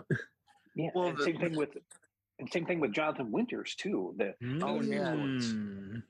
Because you don't necessarily see it right away, but when you get the idea that there's a brain in there and it's working and it connecting with you on some level, then it's just absolutely brilliant. Same thing with, like, Bob Newhart. You're dealing with people who the Marx Brothers, I wouldn't necessarily say invented, but they certainly perfected intellectual humor with wordplay. And then others have picked up on it and said, that's kind of good. You can also look at somebody like George Carlin, who went so far into the word side of it. Yes. That his humor, you could say, well, definitely all roads lead to Groucho. That's a good contrast, because Paul Mooney was contributing to Richard Pryor, but Pryor was getting his commentary on just hysterical, just misconceptions and situations that no one wants to be a part of, but everyone becomes a part of. And Carlin was definitely one-upping some of Groucho's, is like, well, if you think this is offensive, how about I tell this, and then also, again, they convey the whole ability to tell a story or just a hysterical situation with multiple moments before you even get to the punchline. And so many other comedians that I've seen recently, I've lost track, have just kind of made me want to tune out after 40 minutes. Like they had me, and then that last act, that just felt like a deleted scene, a DVD special feature. It didn't need to be the whole 2 hour. Well, when you talk about intellectual humor, and Tom brought that up, the roads lead back to Groucho, the roads lead back to Hart. That's what the thing was. They didn't have gag writers. They didn't have any other avenue for that matter. I doubt they had a second or third career option at that point. You have George S. Kaufman, one of the greatest writers of all time, writing for you. You're well regarded. He clings on to you like a leech, like a tick, because you mentioned earlier, JJ, that something about putting pressure on studio execs, and clearly Jack Warner kind of feared him in a way somehow. It wasn't Jack Warner feared him. It was just a goof between him and he was, Well, but here's the thing. When you watch Animal Crackers, right? Yes. There's a scene in there where he says, "Pardon me while I have a strange interlude." Now, strange interlude was played by Eugene O'Neill, where these characters tell their internal monologues out to the audience. Yes. And Groucho says, "Pardon me, I have a strange interlude." And he walks before we were breaking the fourth wall. "Why are you a couple of baboons? What makes you think I'd marry either one of you? Shame how the wind blows tonight. It has an affinity worth of Marsden. Dear Marsden."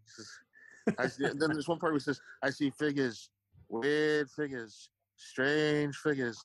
Anaconda 34, U.S. Steel's 25. It's like this part where he breaks off into like this like other world, and no one, they did it with I'm like breaking the fourth wall. Shit, I saw that with like we were in school one day and like this girl goes, "I really love it when Zach Morris breaks the wall on Saved by the Bell," and I'm like, Groucho Marx was doing that 70 years before this shit happened. Yeah, I'll give you Spinal Tap, but you better give some credit to some earlier stuff. That's right. And JJ, I'll take it a step further. When you were talking about that scene, one person that came to mind was Pat Paulson. Yes. And I'm proud to admit I voted for him for president. I ran for president. He always had that kind of that win, but no. But he was always so dour when he talks.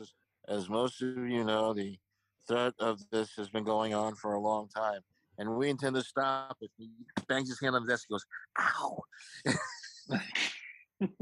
Oh man, I'd vote Groucho for president though. Hey, one election I did do that. 96 election. I put in Rufus T. Firefly.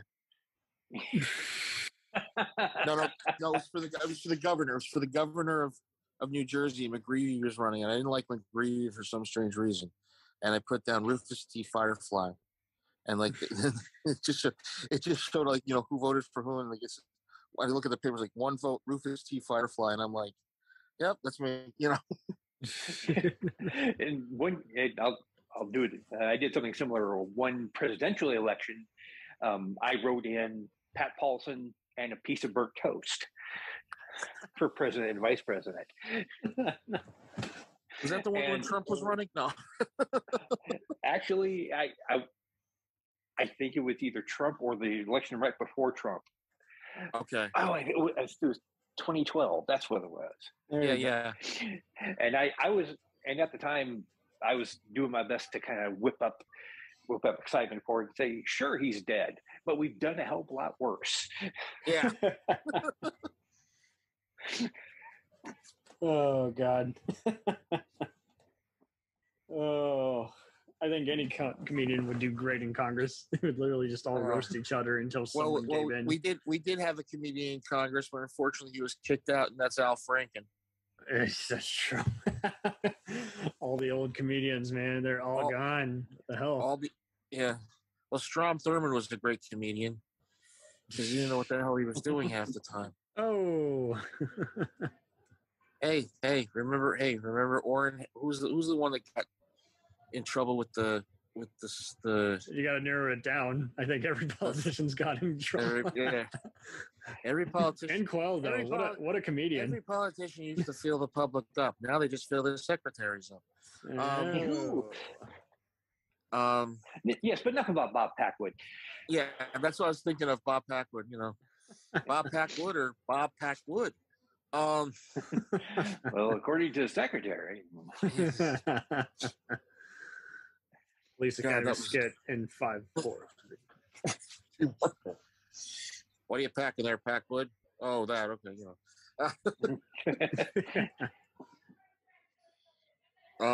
yeah, but it's weird because the more I've been watching the Marx Brothers stuff online, the more I realize how good it was. And how the you writing. Didn't know it was good? No. I'm just saying, you go back, you think it's funny, but then you start looking more into it. You're like, this shit was amazing, This shit was really good, Yeah, and I don't know whether it's just age, but I'm starting to do the same thing. I'm starting to go back and watching the Dean Martin comedy roasts or celebrity roasts, or picking up on older stuff because it doesn't have the filter that we have to have today. You're still going to run into some things that may not fly today necessarily. I'm sure there was one person in blackface in at least one of those, or possibly no, there never was. But okay, yeah, then we're good.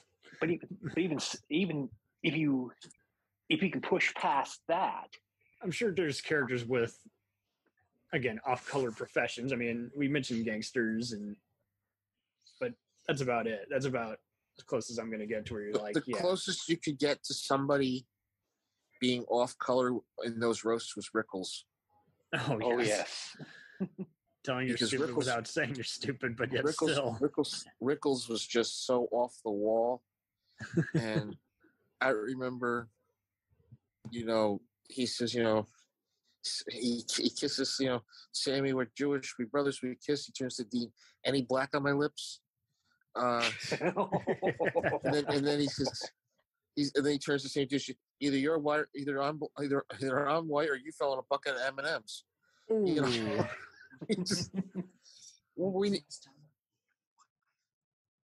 Oh man. Yeah. Yeah, my favorite is you think about it, Groucho would do the put downs. Chico was, it's like, I don't know, it's like they're like the Beatles. They never changed their lineup. Oh, except for their rhythm. Really? Or their rhythm, Towards the end, the last 3 MGM movies, it gets to be a little, touch and go there. Those are the B-side. Yeah, it's the B-sides, It's like those songs on the White Album you really don't want to listen to, but you have to, Number 9. Like every other show. Like every other show that has like a crappy first 2 seasons. Yeah, they fire the writers and they get good. Yeah, well, Roseanne, she was firing the writers every episode. Oh, she should have pulled a Carol O'Connor on In the Heat of the Night, where he just rewrite everyone. Did he do that? No, yes, he did. Yes, he did. Look up the TV and film archive. Great stories. Great interviews. Oh Jesus! Well, he's the one that walked out on All in the Family that 5th season. Yeah, but I mean that was the reason why he got replaced by Joe Don Baker for those 6 episodes. No, it was because he had a heart problem. He had a heart problem, but he was also already at that point. Like, he was like, if you're going to bring me back, you better give me a good script with some actual research. Yeah. And he would tell us straight, plain to their face, this is crap. I can do your job for you. And because they were really coming up with just very mundane stuff. It's like, no, it's not realistic. We got to go on some actual like headline stuff. Yeah. Well, after his son died, I think that kind of like pushed him a little bit more to what they wanted to do. That's what I liked about it too. It took me a while. I was like, who's the guy with the mullet? Oh, that's one of his sons. That's his son. That's you. But yeah, the Marx Brothers, the Marx Brothers are just so, they're paramount. to quote it, but they're up there. They're up there. And when you think about it too, Chico and Harpo stopped because they both died. But Chico and Harpo stopped, and Groucho still had a film career after. Yeah, Night cameos and TV. Well, he was doing cameos. He did You Bet Your Life and Tell It to Groucho. And then he did the movies like Double Dynamite with Jane Russell and Frank Sinatra. You remember him in The Candidate? No, he was. I don't remember him in The Candidate. It's like real briefly, but I remember him. The last movie he really did was the Otto Preminger movie Skidoo, where he played God, the mobster God. If you guys have ever seen that movie, it is one of the worst movies ever. An it acid was something dream, bad. Gilbert Godfrey and Frank Santopadre talked about it with somebody. I don't know who it was, and they said it's just a pile of shit. It's Otto Preminger made the movie after he'd just done Hurry Sundown. He'd taken LSD. He had this big thing, and he created. He had Jackie Gleason, Carol Channing, John Philip Law, Frankie Avalon, Cesar Romero. Well, this is weird. Cesar Romero, Frank Gorshin, Burgess Meredith, Mickey Rooney, Austin Pendleton. You're just selling me on this shit, Master. Yeah. I'm gonna keep. But Preminger told Groucho, put on this wig, and he would yell at Groucho. He would tell. Now Groucho's 70-something years old at this point, right? He's telling Groucho, put the mustache on, just do it. And Groucho's like, I'm not going to do this. This is ridiculous. And he said, you're going to do it. You're going to. And Jackie Gleason took Otto Preminger aside. This is how much respect people have for Groucho. They said, you don't talk to him like that. You ask him nicely. But that's the movie. He kind of was like, it kind of like was like, okay, I'm done with this shit, And then he was nice to know, yeah. Yeah, he was going on talk shows up until probably a couple of years before he died. Yeah. He'd go on Dick Cavett a lot. And he was talking about back when I was working at the Velasco in 1925 with my brothers, and we were doing a sketch, and then he got the honorary Oscar, and he did he was supposed to be on Welcome Back, Kotter. Did you guys ever know that? I heard they tried to book a lot of celebs. That was not one that they booked. There's shots of him on Welcome Back, Kotter. It was supposed to be an end shot where Gabe Kaplan comes out, and Gabe Kaplan did a really good Groucho. And Robert Gayes, who did Epstein, did a really good Chico. Okay?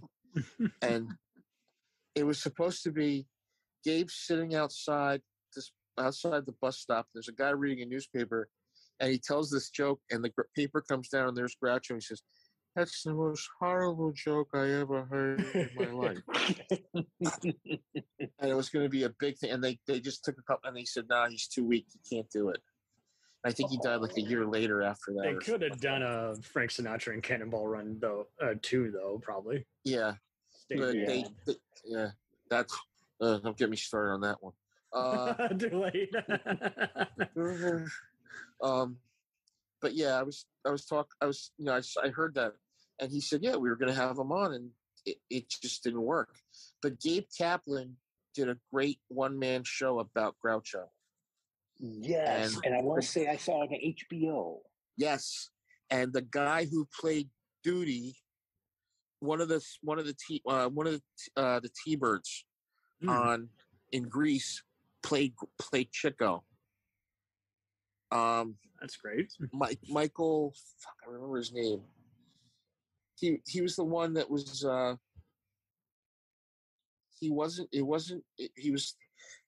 Michael Tucci. Michael Tucci played Chico on that episode, and then they had Robert Hagayes took over after. Robert Gage could do a spot on Chico. In fact, I think that's how he got the audition for. He was impersonating him at auditions, and they're like, he was doing. But now there's a guy, Frank Ferrante, who does Groucho perfectly. Yeah, he's done Groucho a couple times, so he's out there. I remember working with Chico and Harpo, and I would love to do an episode with just me talking with old Groucho, just to Groucho. What do you think? What do you think of being? Do you ever think of becoming an astronaut? I don't go in outer space. I'm too spacey to know that. Oh yeah, they would. I always felt bad for Groucho at the end because there was a TV special called Joys, which Bob Hope did, and he had all these comics on. He had Jerry Colonna, Jan Murray, George Burns. I've heard of that one. Yeah, who played Groucho? Yeah. There's one part where Groucho is sitting there, and he's kind of propped up in the chair, and Billy Barty comes out dressed as Groucho, and he's doing all the lines, but he doesn't know how to. He's like, "One morning, I shot out my pajamas. You got my pajamas? I'll never know." He's going around, and Groucho just turns. And Groucho just turns and says very weakly, "Am I having fun?" And, then Billy Barty disappears, and then George Burns is saying, "Hey, you remember when we used to chase after the girls at the Paramount Theater? Remember that?" That's like that old spark of Groucho comes back. But yeah, it's kind of Groucho's career Groucho kept going, which was good, we could discuss it tonight because it really was a fun revisit with you guys. Absolutely. I was very happy to be here tonight, and I think you did a great job tonight, Tam. And Tom, it was good seeing you too. Now I'm gonna go home, and I'm gonna talk to Miss Fleming about me going on tour. Well, I'm going to record a record. Now, a record is something that's made out of wax, and you put it on a turntable, and you play it, and sound comes out. If you don't have a turntable, you can't listen to a record. Just say so. Groucho would talk about something, and he'd go on and on. Because what it was, they would say, tonight on Dick Cavett, Groucho. And you were expected to see that Groucho from the 1930s. And here he was, this old guy coming out with the beret on, and he was, he would tell funny stories, but it was just like, age catches up with you. What a bitch, I wish you could have actually said that. Oh, the rascal over here. What a bitch. If I may just close the program on this note. Hello, I must be going. I came to stay, but I must say that I must be going. I came to stay, but for the say I must be going. Tra, if you don't stay, I'll stay a week or two. I'll stay the summer through. But I am telling you, I must be going.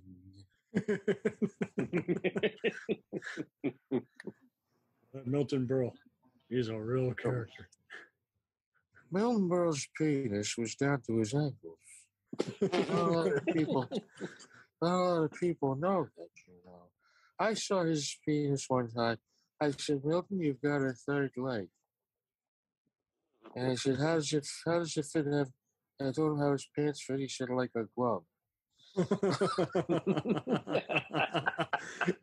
And with that, ladies and gents, you've just heard the history of sex and talk shows from Groucho.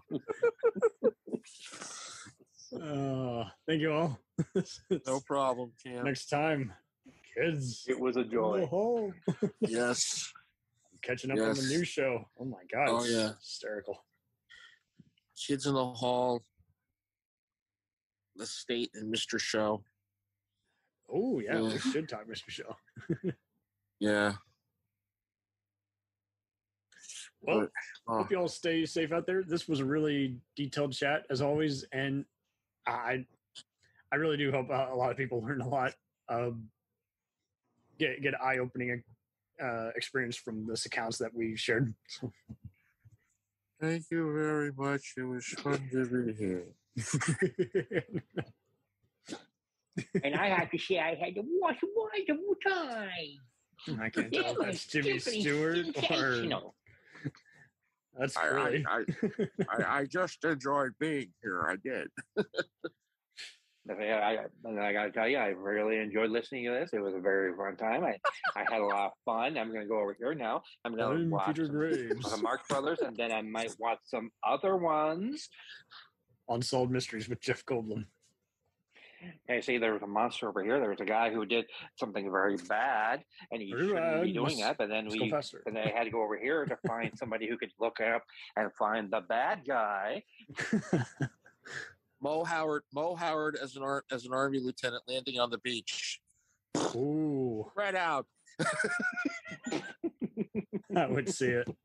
I would so see it. Hey Mo, look, these guys are firing at us. What are you going to do? I'm going to fire back at them. No, don't point that rifle at me.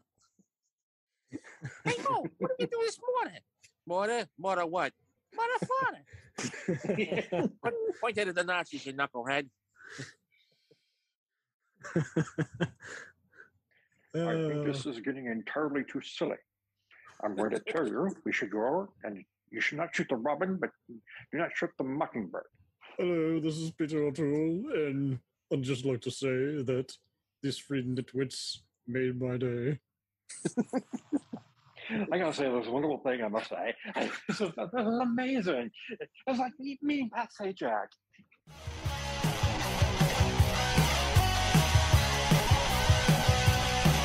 Follow us on the web on Facebook, Twitter, and Instagram. The podcast is available on Podbean, Spotify, iHeartRadio, Anchor, Apple, and anywhere else podcasts are available. Feel free to review our show and leave comments on any of those sites. Thanks a million for listening. It's a Jack